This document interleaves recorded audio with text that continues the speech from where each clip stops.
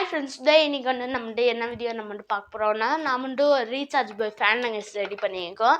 சரி, okay. Video போக முன்னாடி லைக்ஸாக கமெண்ட்டு மறக்காமல் சப்ஸ்கிரைப் பண்ணிட்டு வாங்க.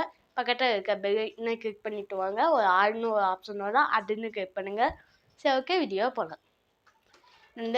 எதுமாதிரி ஒரு கான்செப்டில் ஒரு ஆன் ஆஃப் சுவிட்சு, சார்ஜிங் மாதிரி 3 லித்தியம் பேட்டரிஸ், ஒரு 775 டிசி மோட்டார், அதுக்கடுத்து ரீஃபு ஃபேன்ஸு ஒர்க் ஆகுது, காற்று நல்லாவே வருது. எனக்கு 3.7 பேட்டரி, 3 பேட்டரி நான் யூஸ் பண்ணியிருக்கேன் உள்ள.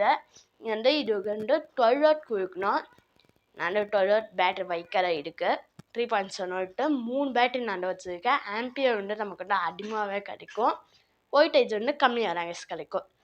அது என்ன சொல்கிறேன்னா, ஆம்பியர் மேலே கிடைக்கும், அதிகமாகவே கிடைக்கும். அதுக்கடுத்து வோல்டேஜ் கம்மியாக கிடைக்கும். சரி, ஓகே. இது 3.7 3 பேட்டரி ப்ளஸ்ஸாக கனெக்ட் பண்ணி ஒரு ஒயரு, மைனஸ் ஃபுல்லாக கனெக்ட் பண்ணி ஒரு ஒயரு.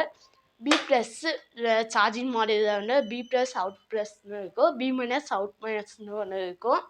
பி ப்ளஸ்ஸில் பேட்டரியோட ப்ளஸ் கொடுத்துடணும், பி மைனஸ் மைனஸ் கொடுத்துடணும், பேட்டரியோட மைனஸ். அவுட் ப்ளஸ் ஒரு சுவிட்சில் கொடுத்துடணும், சுவிட்ச் அவுட் ஆகிட்டு நம்ம மோட்டரை ப்ளஸில் கொடுத்துடணும்.